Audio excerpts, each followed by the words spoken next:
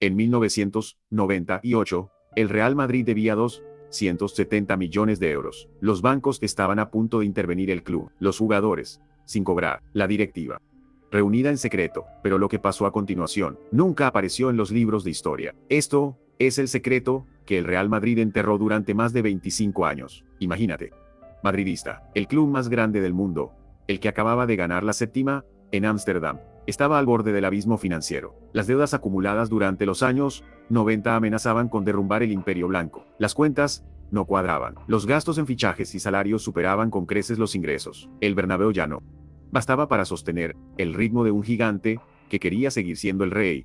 La crisis no era un rumor de prensa, era una realidad asfixiante. El club acumulaba pérdidas millonarias ejercicio tras ejercicio. Los bancos apretaban. Algunos jugadores llevaban meses esperando su sueldo. En los despachos del Santiago Bernabéu se respiraba miedo y urgencia. ¿Cómo había llegado el Real Madrid a esta situación? Presidentes anteriores habían apostado fuerte por mantener el prestigio a cualquier precio. Fichajes caros, contratos millonarios y una gestión que priorizaba el éxito deportivo por encima de la salud económica. El resultado fue una bomba de relojería que explotó a finales de los 90. Y entonces llegó Florentino Pérez. Pero antes de hablar de la salvación, hay que entender hasta qué punto el club estuvo realmente al borde del precipicio. Porque lo que vino después cambió para siempre la historia del Real Madrid y de todo el fútbol español. ¿Cómo había llegado el club más grande del mundo a estar al borde de la quiebra durante los años 90? El Real Madrid vivió por encima de sus posibilidades. Una directiva tras otra gastó sin control para intentar mantener el prestigio y competir con el Barcelona de Cruyff y el Milan de Sarri. Fichajes millonarios, salarios desorbitados y una gestión económica que parecía no tener freno. Lorenzo Sanz, presidente en aquella época, heredó un club ya endeudado y siguió apostando fuerte. La llegada de jugadores como Roberto Carlos, Clarence Seedorf o Christian Carembeu elevó el nivel deportivo, pero destrozó las cuentas. El Real Madrid gastaba mucho más de lo que ingresaba. Los derechos de televisión aún no eran la gallina de los huevos de oro que son hoy, y el Bernabéu, aunque legendario, tenía un aforo limitado y una explotación comercial anticuada. A finales de 1997 y principios de 1998, la situación se volvió insostenible. Las deudas superaban los 270 millones de euros. Sí, has leído bien, 270 millones. Una cifra astronómica para la época. Los bancos empezaban a negar nuevos créditos. Los proveedores reclamaban pagos pendientes. Incluso algunos jugadores importantes llevaban varios meses cobrando con red. La directiva se reunía de urgencia casi a diario. Se barajaban soluciones desesperadas: vender jugadores estrella, hipotecar el estadio o pedir ayuda al ayuntamiento. Nada parecía suficiente. El club estaba técnicamente en quiebra técnica. Solo faltaba el golpe final. Y en ese momento de máxima tensión, apareció un hombre que cambiaría todo: Florentino Pérez. Un Kenstrachter ambicioso, presidente de una de las mayores empresas de infraestructuras de España, que llevaba años soñando con dirigir el Real Madrid. Pérez prometía salvación, prometía un modelo moderno, limpio y ganador.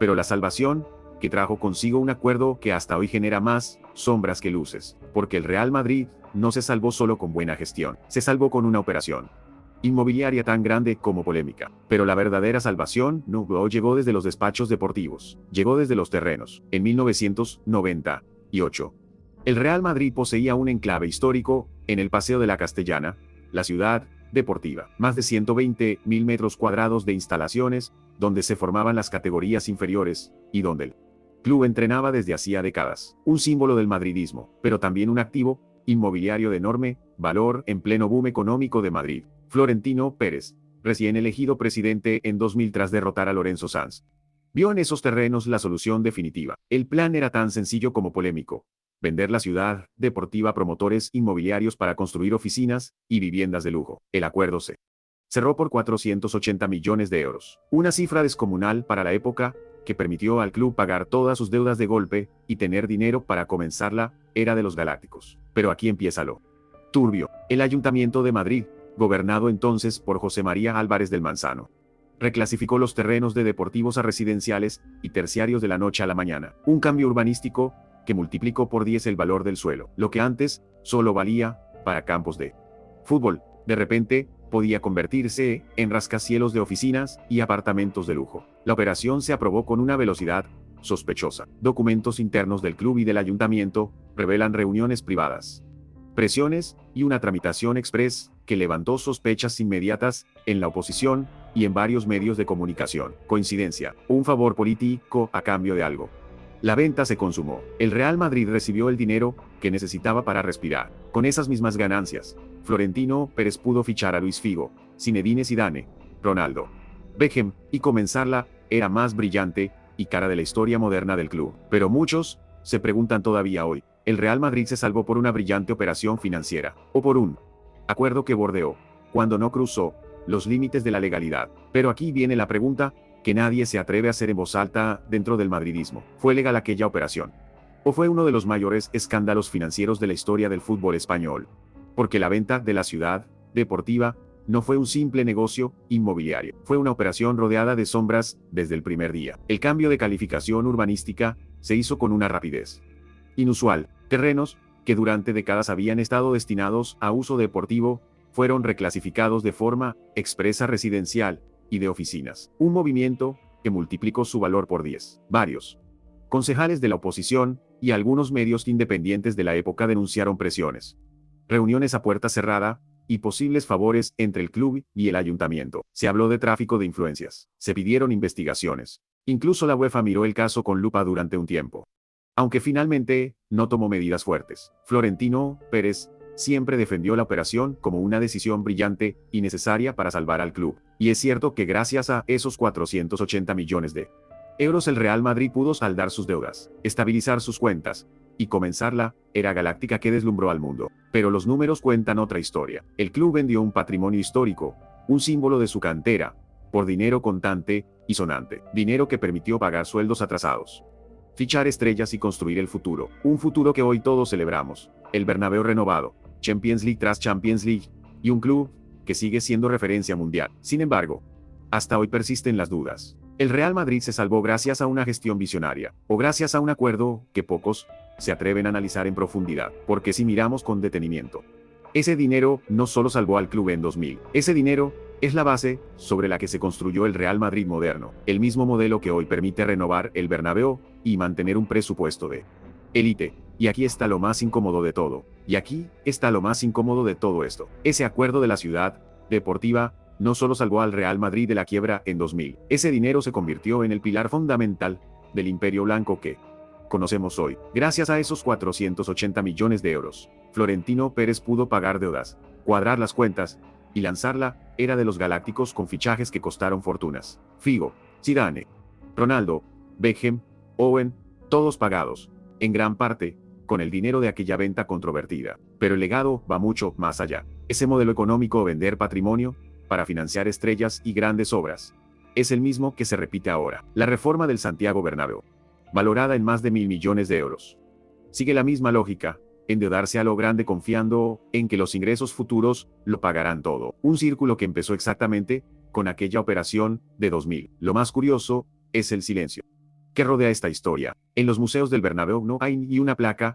que mencione la venta de la ciudad deportiva. En los documentales oficiales del club, esa página simplemente no existe, como si nunca hubiera ocurrido, como si el Real Madrid hubiera resucitado por arte de magia, y no gracias a un polémico pelotazo urbanístico. ¿Es el Real Madrid el club más grande del mundo por su historia, sus títulos y su mística? ¿O es también el club que mejor supo esconder sus secretos financieros? Porque mientras muchos celebran los trofeos y los fichajes millonarios, pocos se preguntan de dónde salió realmente el dinero que permitió construir este imperio. Y cuando se investiga, aparece siempre la misma operación: la venta de la ciudad deportiva en condiciones que todavía hoy generan dudas razonables. El Real Madrid sobrevivió. El Real Madrid sobrevivió. Se hizo más grande que nunca, pero lo hizo dejando atrás un terreno histórico y muchas preguntas que aún hoy siguen sin respuesta clara. Hoy, más de 25 años después, el club vive su época de mayor esplendor económico y deportivo. El Bernabéu renovado brilla como nunca. Los fichajes siguen llegando, y el madridismo celebra Champions tras Champions. Sin embargo, las bases de ese imperio se construyeron, en gran medida, sobre aquella operación de 2000. La venta de la ciudad deportiva permitió al Real Madrid borrar sus deudas, respirar y soñar a lo grande. Pero también abrió una forma de hacer las cosas que se repite: vender patrimonio, endeudarse fuertemente y confiar en que los ingresos futuros lo resolverán todo. Un modelo que ha dado resultados espectaculares, pero que sigue generando suspicacias entre quienes miran más allá de los títulos. Es el Real Madrid el club más grande del mundo por su grandeza deportiva y su mística inigualable. O es también el club que mejor ha sabido enterrar sus secretos financieros y transformar una crisis casi terminal en una leyenda impecable. La historia oficial cuenta la séptima. Los Galácticos y las Champions. La historia que nadie cuenta es como un club que estaba técnicamente en quiebra. En 1998 se convirtió en la máquina de dinero y títulos que es hoy. Esa es la cara B del Real Madrid. Esa es la verdad que pocos se atreven a contar. Si te ha sorprendido este relato, si quieres conocer más secretos que los grandes clubes han enterrado durante décadas, suscríbete al canal. Aquí no contamos solo lo que brilla en las vitrinas. Aquí contamos lo que realmente pasó entre bambalinas. Déjame en comentarios, ¿crees que la venta de la Ciudad Deportiva fue una brillante operación o un pelotazo controvertido? Gracias por llegar hasta el final, madridista. Esto es Aquel Fútbol. Nos vemos en la próxima herida de la historia.